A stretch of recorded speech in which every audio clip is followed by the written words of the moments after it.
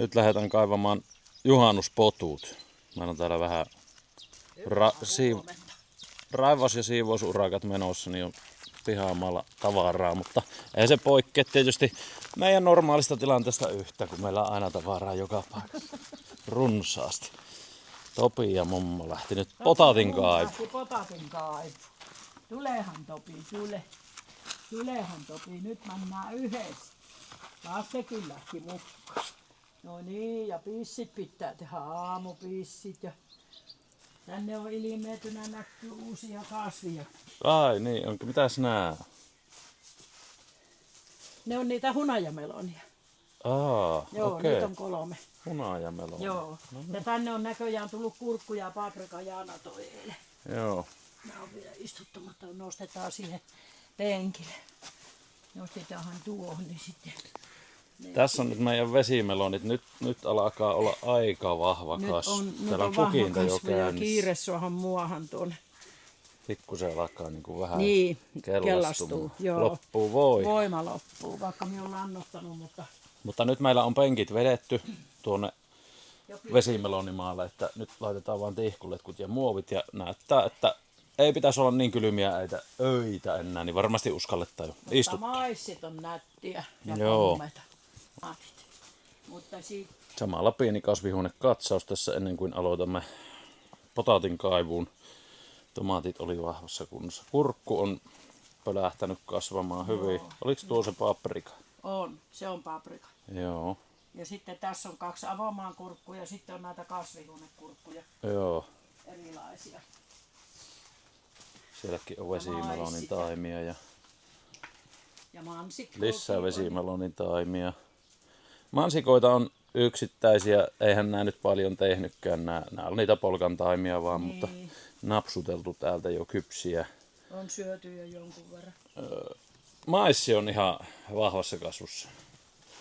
Minä sanoin ajatella, että nämä varmaan kasvaa tonne kattoon asti. Niin varmaan Nämä on kasvaa. kyllä niin jymäkät. Alkaa kukkimaan ja Joo. ne on vahvat. On. Ja peruna. Ja peruna. Nyt testataan peruna. Tästä on yhden kerran se ei ole kaivettu, eikö niin? Joo, ja isoja on. Yhden kerran on kaivettu. Siitä on varmaan jo viikko itse asiassa aikaa, mutta kun ei ole jaksanut kuvata, niin nyt juhannukselle kuvataan tämmönen spesiaali, juhannusspesiaali, niin potun kaivu. Miten meidän tynnyriperunat on onnistuneet? Topi. Ei. Eli niin kuin näette, niin jos kuka ei tiennyt, niin istutettiin tämmöisiä tynnyrin puolikkaisiin. Sama juttu oli viime vuonna, onnistui kasvihuoneessa hyvin ja nyt näyttäisi kanssa, että onnistuu oikein hyvin. Minä toimin nyt kameramiehenä, niin Toimipas siellä kameramies. se saa toimia päätähtenä. Tähän laitetaan nyt tämä otinkos minä tästä jo. Täällä on tämmöistä pienempääkin, mutta on siellä isojakin seassa. Kunhan tämä minä olen vissiin ottanut tämän. Niin, siitä otetaan nyt uusi. Nyt otetaan jo varret pois. Nyt otetaan varret pois. Kato miten mahtavaa. Meillä nimittäin tullaan varmaan viikon päästä. Isoja kauniita. Ui, miten hyvää kokoista. Tämmöisiä vielä isompia on siellä seassa.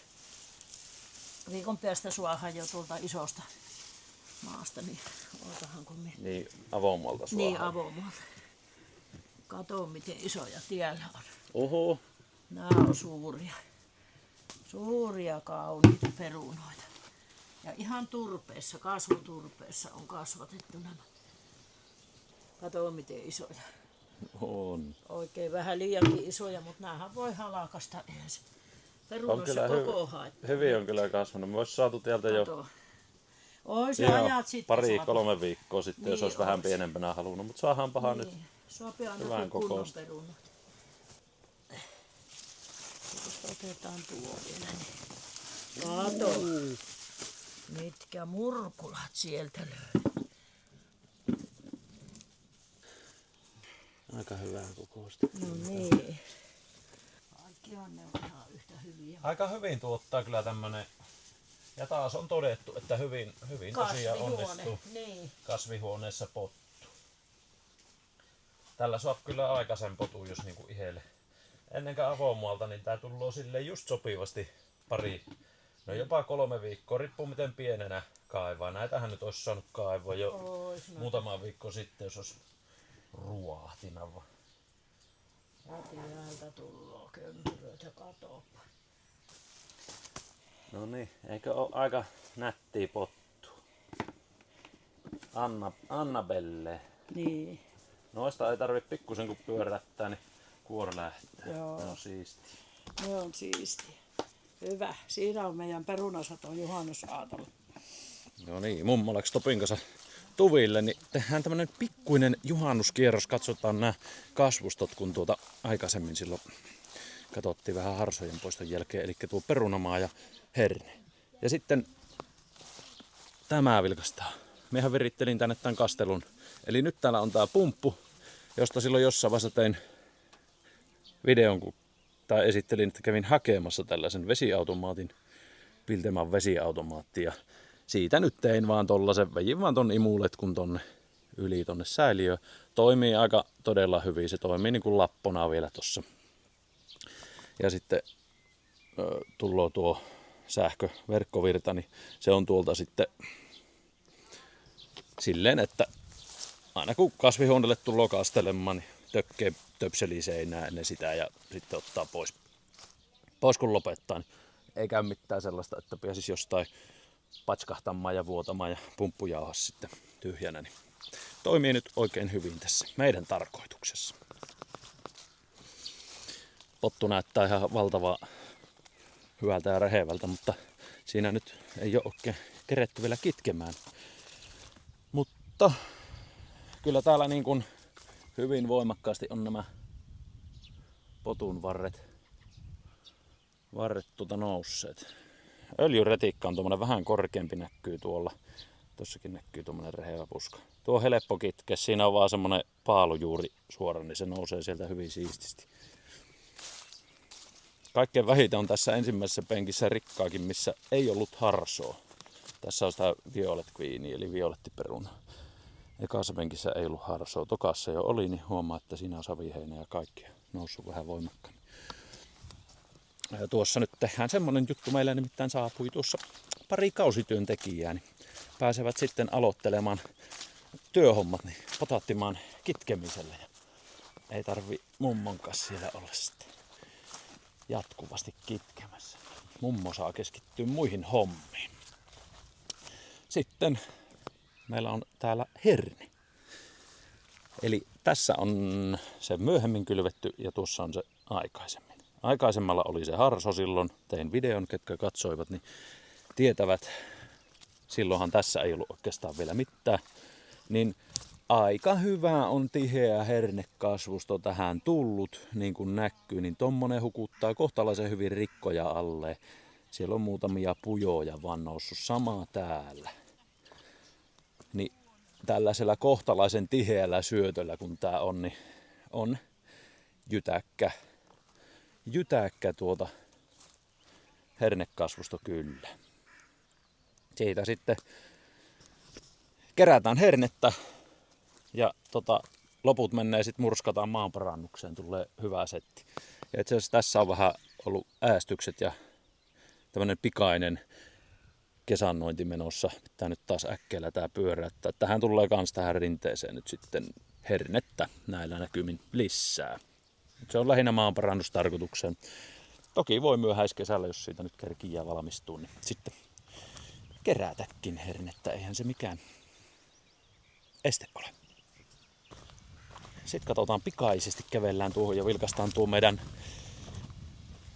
vesimelonipelto, mihin tullaan nyt nuo vesimelonit ihan lähipäivinä. Mahdollisesti varmaan juhannuksen jälkeen, jos ei ihan juhannuksena tässä istutellaan. Niin tähän. Mie teinkin sen semmosen lyhyt videon, short-videon, kun Valmetilla vejin tähän penkkiä. Niin tässä on veetty pienet kohopenkit 3 kappaletta. Tuolla on kans 1, niin suurin piirtein tuota myöten. Ja tähän on nyt sellainen homma tulossa, eli tihkuletkut vejään tuohon penkkien päälle nyt ihan ensimmäisenä. Ja sen jälkeen tullaan katekangas koko alalle. Eli nuo käytäväosuudetkin peittämään. Ja semmoista kokeillaan nyt tänä vuonna. Sitten melonit kasvaa siinä kankaan päällä ja siihen ei nouse rikkoja, ne ei pääse sinne hukkumaan. Ja myöskin sitten varmasti niin aika hyvin tommonen musta katekangas, kun se on nyt koko alalla, niin se lämpövaikutus on hyvä. Vesimeloni tarvii sitä lämpöä, että se kerkeisi kypsymään sitten, niin se varmasti siinä lämmittää hyvin. Niin kokeillaan nyt tämmöstä. Pieni alahan tämä on, mutta kyllä me tähän varmaan joitakin satoja. Katsotaan saadaanko ihan kaikki vesimelonin taimet mahtumaan, mutta jos mahtuu, niin hyvä on. Siinä niitä on sit helppo seurailla ja selvitellä. Tänä vuonna tämmönen kokeilu. Näin. Sitten vilkaistaan pikaisesti. Kuvasin vähän silloin video, kun kuorma tuli pihaan, mutta katsotaan nyt, kun en ole jaksanut julkaista. Niin tässä meille saapui nämä rangat nytten. Oliko se, miten se oli, alkuviikosta? Vai viime viikonloppuna? No kuitenkin. Siinä olisi nyt sitten vähän askartelemista.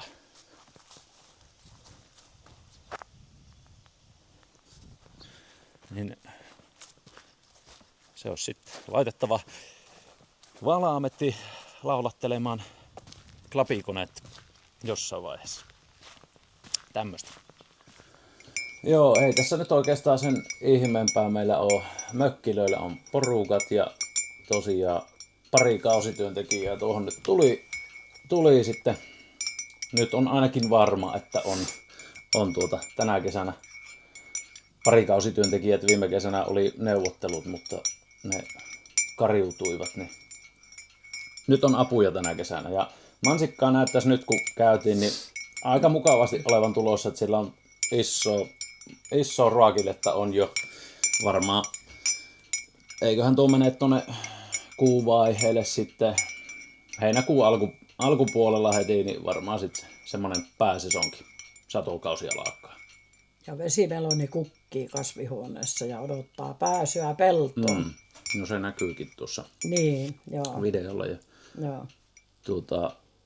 Niin ei muuta kuin sitten varautukkeen vaan mansikan poimintaa. Että ihan hirveästi meitä ei niinku valmiiksi poimittua saa. Pitää katsoa mitä ne kerkiää nuo tytöt kerreemään, mutta Jonkun verran kuitenkin.